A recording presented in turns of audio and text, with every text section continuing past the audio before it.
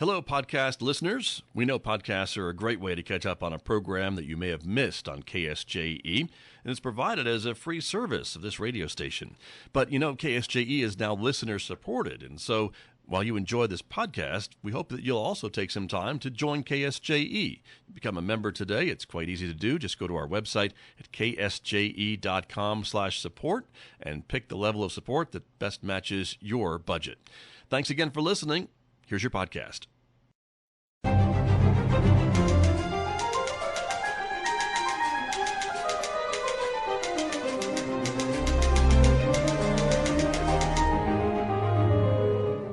Welcome back to Right on Four Corners. I'm your host, DelSheree Gladden. I'm an author and an editor, and on this week's episode, I have Elizabeth Gallegos, and she is going to be talking about her debut novel, The Golden Mountain, A Complete Tale of the Seven Dwarves.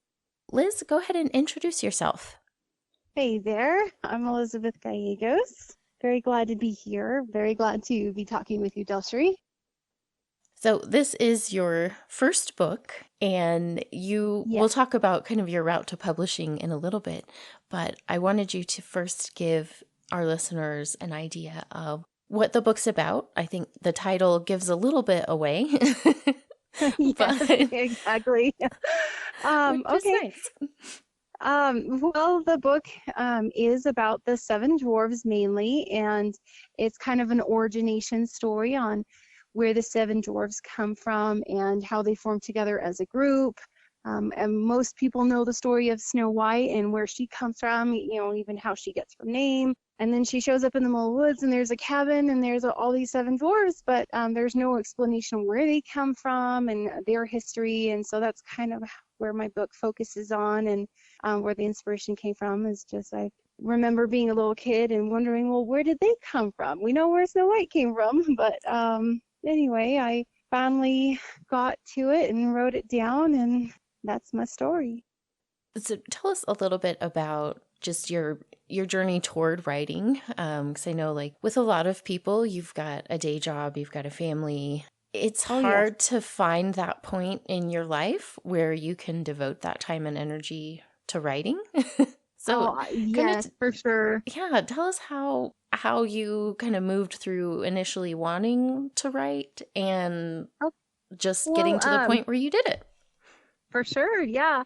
Well, I've had several different ideas for books, since I was a teenager, and I sat down and maybe wrote a couple of chapters here and there, but nothing ever really was ever completed, and it would kind of fade out and nothing ever happened with it. And then with this book, it was kind of unexpected. I actually, I had a dream of a friend who had passed away, and in my dream, there she was, and we're sitting at this table and talking, and I was telling her about this idea for this book. And in my dream, I hadn't actually had this idea, but of course in my dream I had already had this idea, and I'm telling her about it, and she was saying, oh, this is the best idea for a book I've heard in a long time. You need to write this down. You need to finish this book.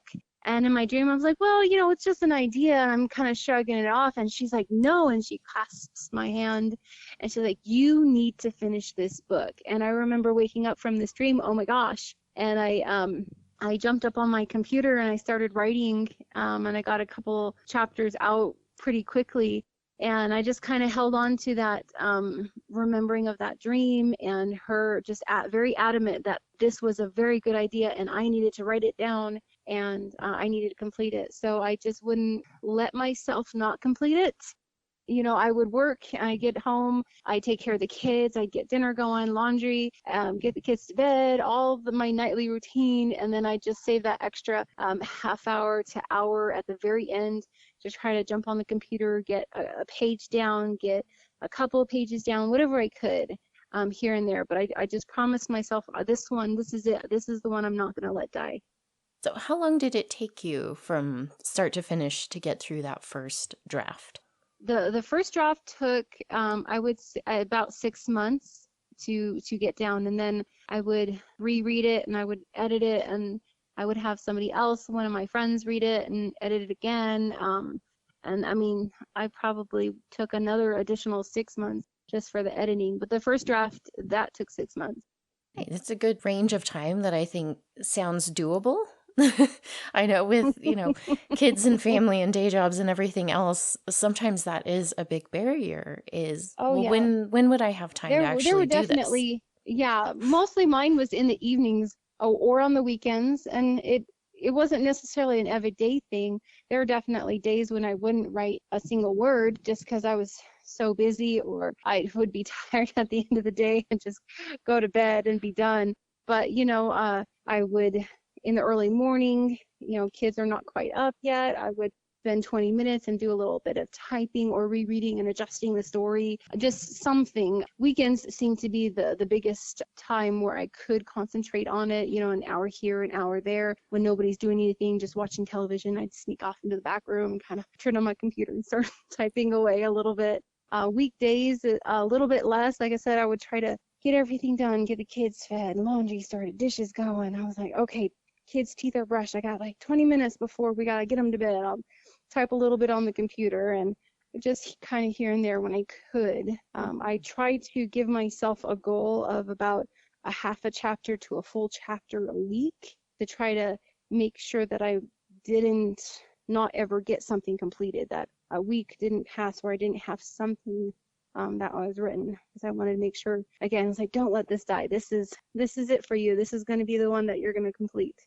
Oh, I like that idea of just taking it in small chunks. I think that's something that's hard for me. I like to have a couple of hours to sit Oh down yeah. because I tend to like reread portions of what I wrote previously and get myself back into it, and then I want to be able to like sit there for a while and really get I through would a have loved. chunk. That's hard. It is. I would have loved to be able to do that, and Mhm. maybe here or there once in a while I could do that on a weekend, but it's Mhm. not something that I could do consistently. So I just Yeah. had to learn to take it into small chunks, even if it was just 20 minutes here. I got 2 paragraphs written. Okay, that's it for the day.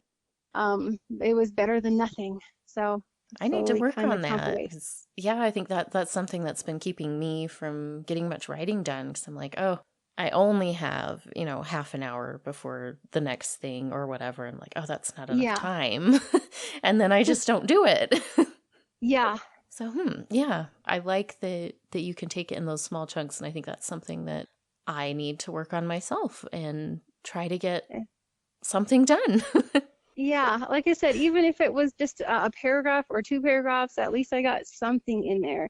Something Mhm. was completed, something was added for this day, and it wasn't necessarily every day. There were, again, a couple of days during the week when it just didn't work out. But, if I'm Mhm. like, okay, I got 20 minutes before I gotta get the kids to bed, I'm gonna go in there.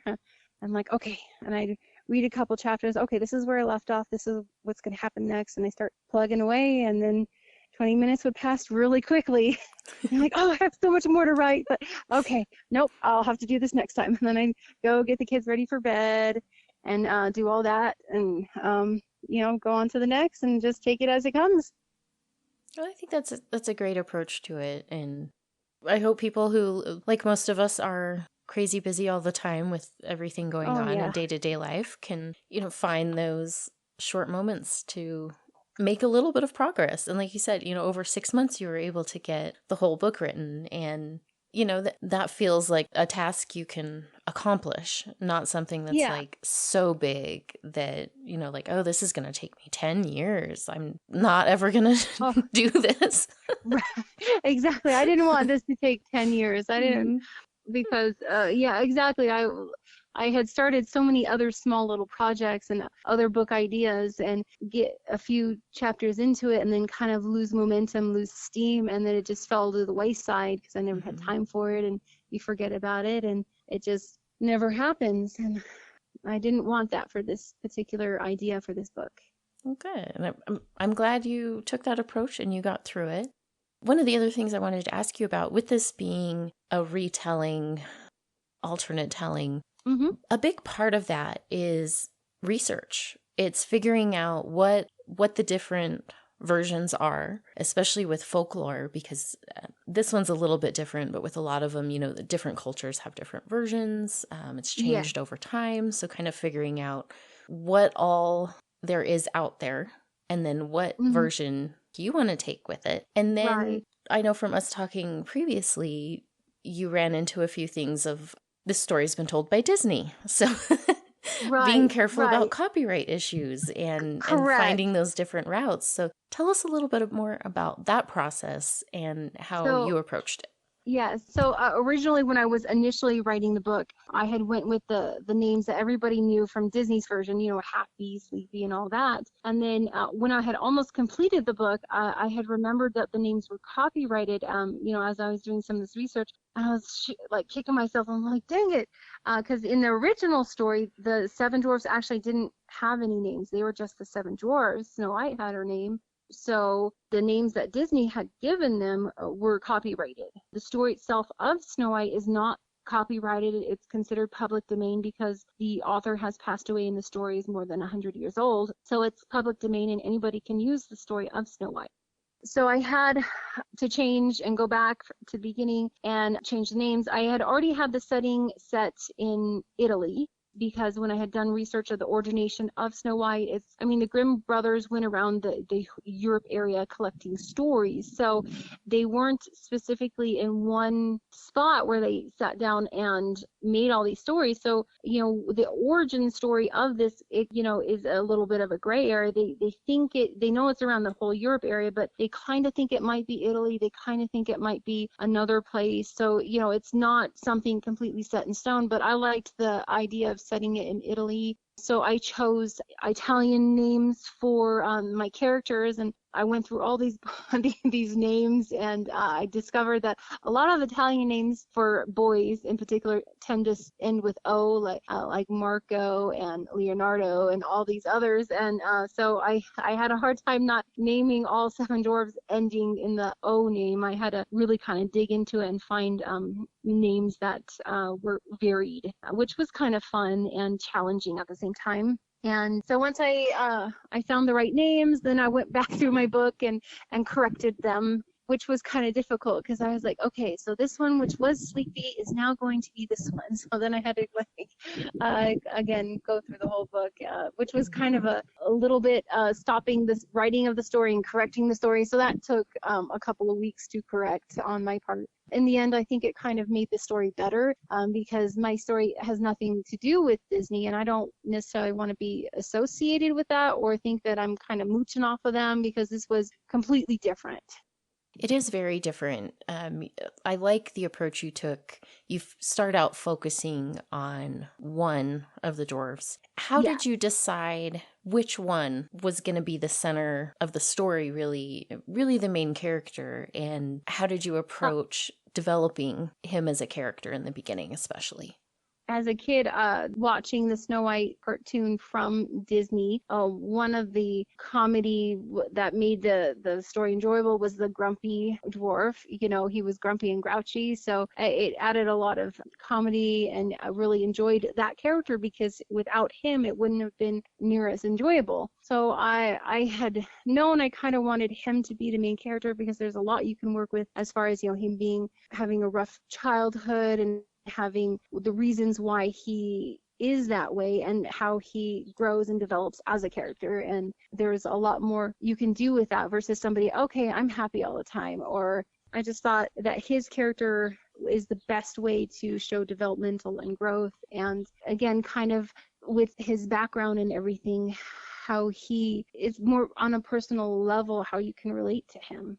Yeah, I agree with that. I think it was interesting reading because you don't know exactly who everybody is in the traditional sense of the dwarves when you're first starting out. And right. So it was kind of fun to start reading Trussie's story and just be I wonder, it was kind of in the back of my mind, which dwarf is he supposed to be? Because he does start out very different from ending up being, the grumpier, kind of grouchy dwarf. And you see that progression and you see the events in his life. And I don't want to give any of the surprises away. But, he faces some difficult challenges in the first half of the book where he comes up against, family issues and loss and trying to navigate those really, difficult emotions that people face.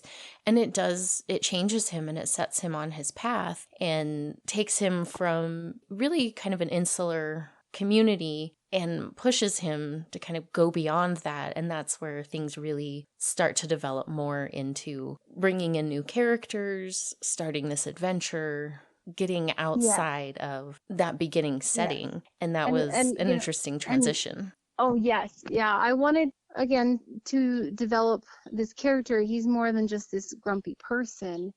He's been through quite a bit, and then to be able to discover something that to live for and to go and discover the world beyond this small little town that he was born in, and to be able to discover things beyond what he would have ever experienced in the life that was kind of like allotted out for him. Mm-hmm. And I think a lot of people dream of that. They want something different than what they were necessarily born into, or what they had no choice as to how they started their life. I think that's very true. I think a lot of people, obviously you don't have control over what your situation is when you're brought into this world.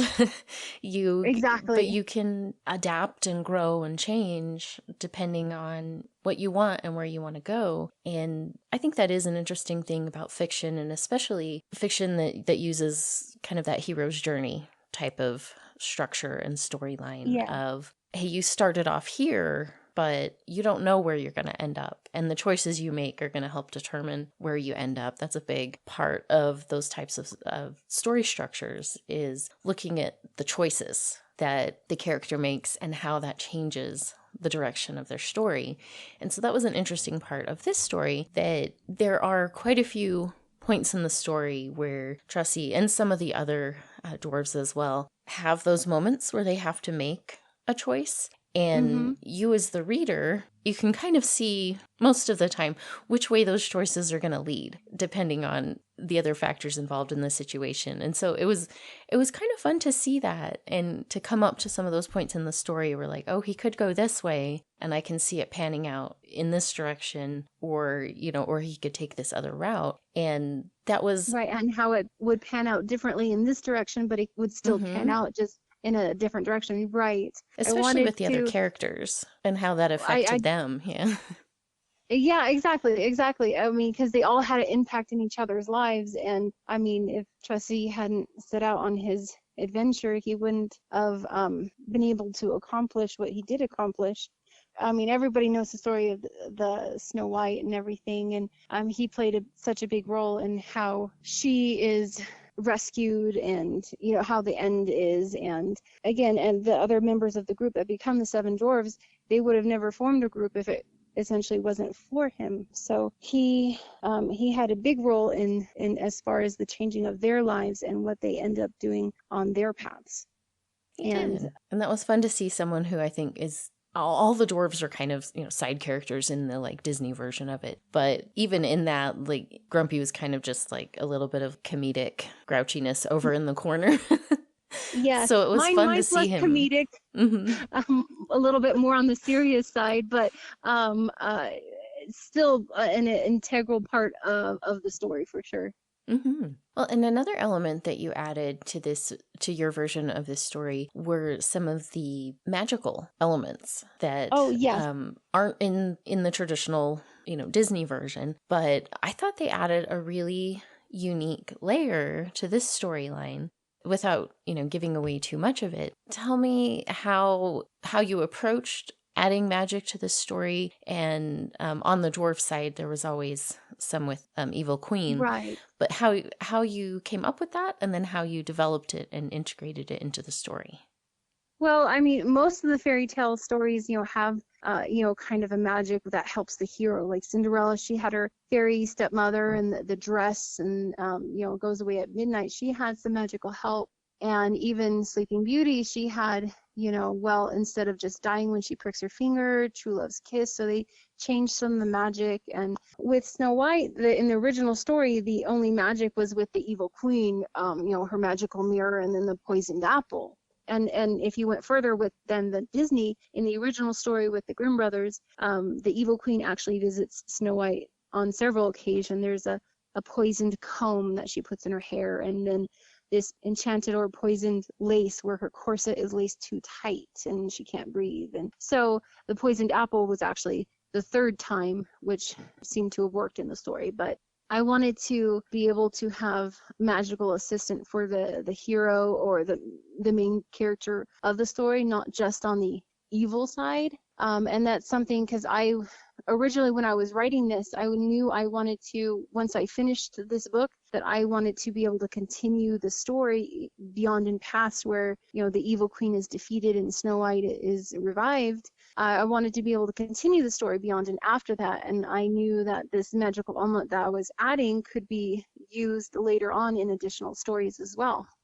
I didn't really realize I wanted it until I got to that point in the story. It was like, how was I going to help him in that department? I knew I wanted to help him in that magical range, but I wasn't quite sure. I hadn't decided. So I was writing the story, and when I got to that part, it kind of almost wrote itself. There was no actual necessarily inspiration that got me to say, hey, this is it. I don't know. I just started writing, and it kind of just wrote itself. It just is really weird. I don't know how to explain it. It just came out, and I love how it came out. I am very happy with how that part came to be and ended up and contributed to the story. Yeah, I love it when stuff like that happens, where you just kind of come up against something and you're like, all right, that's going to work. Well, I wish I had something to say, oh, this is what inspired me and this is how it happened. But I was like nervous getting up to that part because I hadn't really decided completely on how it was going to happen. And I just kept writing and writing, and it just like wrote itself, and there it was. Well, that works just as well as inspiration or planning. It got you what you needed. It did. And I think it provided not only kind of balancing out those magical elements from the good and evil side, it also helped create like a really interesting backstory for Tressy's family and where all of that came from. That was kind of an unexpected part for me as the reader, to get this complex family dynamic that had been going on that he was completely unaware of, really, and kind of showed up during his journey as a surprise and really explained a lot, and then helped kind of guide the story forward as well. Right. I mean, there's things related to the character, to the evil queen, and to Snow White that you don't know, but you slowly get pieces of it as you're reading. And then, like you said, it's all interrelated, interconnected. And again, the main character is unaware, and he has to learn it just like the reader is on this journey.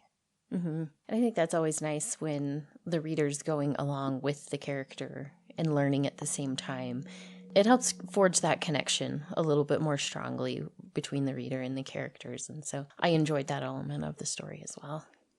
Awesome. I'm thrilled that you enjoyed the story and my version of it and my interpretation. I did. I really enjoyed it. It was a sweet story in a lot of ways. Like, it had a really like heartfelt quality to it. But there's also, the adventure and the magic and the unexpected surprises. You have several in there that I got to, and I'm like, oh, I was not expecting that. Which is always nice. Yay! Perfect. Good. That's the goal. And so you are working on the second book. So tell us a little bit about that and where you are and what your plans are for that one. So the book kind of ends a little bit open-ended. Yes, the evil queen was defeated like in the original story, and Snow White is there, but that's where the original story left off. Oh, they live happily ever after. Well, what is the happily ever after? And so in the second story, is continuation of the story, is Snow White returning to the castle to essentially reclaim her throne, because she has overcome the poison apple, and the queen is no longer there, so she has to go back to her castle. Well, and so in this story, it's kind of that journey and the obstacles that she's going to face, and I'm bringing in other fairy tale characters. I've got the Queen of Hearts, I've got Hansel and Gretel, I've got Robin Hood, I've got more additional fairy tale type characters coming into this book, and so more characters, more perspective, more versions, kind of a retelling. So yes, this is Hansel and Gretel, but not the Hansel and Gretel that we know that we've read about, and so more interactive, more challenges to overcome. Oh, good. And are you taking a lot of kind of the historical elements of some of these stories? Like you said, you researched a lot of the Grimm brothers stories. So are you kind of taking it Uh, back to there and building on it rather than uh, some of the for more some of them, commercial? oh yeah, for some of them, I am. Some of them I'm not. I'm just kind of changing the interpretation completely. Hmm. I did do a research in Italy. There is a rainbow lake in Italy, and there's this myth about this rainbow lake. It's the reflection of this rainbow lake is so crystal clear that, you know, it's just a perfect mirror image. So because of all the color, they call it Rainbow Lake. But the myth is that there was this mermaid along the shore, and she was just so lovely. This wizard walking by decided, you know, he wanted to marry her, instantly fall in love. Well, he made this rainbow to trap her, and she approaches this beautiful, lovely rainbow, but realizes it's a trap and runs away and swims away. Well, the lake, or excuse me, the rainbow fell down into the lake because the capturing of this mermaid didn't work. And so because the rainbow fell into the lake, now it's this colorful, gorgeous lake called Rainbow Lake. And that is the myth that about this real lake that does really exist in Italy. And I have put this Rainbow Lake in my book, and I've just kind of changed the interpretation a little bit about this wizard and this mermaid. But there is a wizard and a mermaid and this Rainbow Lake that is in my book, just a little bit different interpretation, but very similar to that original story. Nice. That sounds like an interesting one. I love finding little gems like that when you're looking stuff up and researching. Yeah. Like, I have never heard this before, but that's quite I interesting. I I can do something with that. Yes. I was very surprised to find it and very happy. Like, I'm going to include this in my book. That is fabulous. I've never heard anything about that before, but I mean, the setting is in Italy, so I'm like, I can't not include that. That's just awesome. Mm-hmm. Well, I'm excited to see how you bring all of these elements together in the next one. Do you have an idea of timeline on this? Where are you at in the writing process? I am about halfway in the writing process, so I know the book that I did complete already is 66,000 words. This book that I'm currently working on is at the 33,000. So I'm about that halfway mark. So I'm hoping to complete it in the next, I would say, 3 to 4 months, but you know, that depends on really, you know, how quickly I can get the pages down and then start the editing process afterwards. Mm-hmm. And see So, how well life cooperates and lets you get right, that time. it's all about schedules. My Yes. kids seem to be a little busier than when I had wrote the original book, the first book. My son is in sports now, more sports than what he was in before, and my daughter is now taking ballet lessons, and we're talking about getting her into swim lessons. So it's just finding the time again, once again, you know, busy life, and you know, I tackle it little bit by little bit when I can. Some weeks I can get a full chapter done, and other weeks I'm got a couple of paragraphs done. So it can vary greatly week to week. Definitely. Well, and I hope you get the time you need to finish this when you're hoping. But for those who are interested in checking out the first book, the title again is The Golden Mountain, A Complete Tale of the Seven Dwarves by Elizabeth Gallegos. And where can people find you online and pick up copies of your book?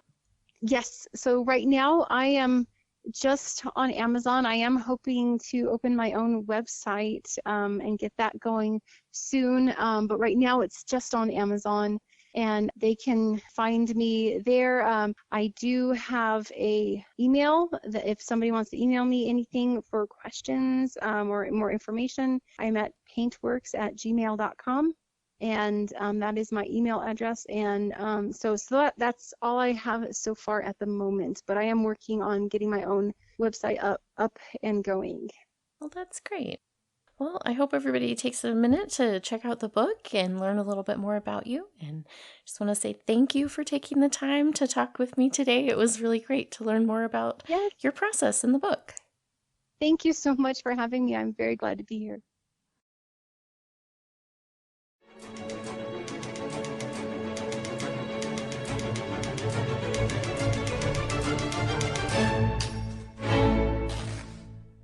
did you enjoy that podcast? We hope that you did. And if you did, share it with your friends.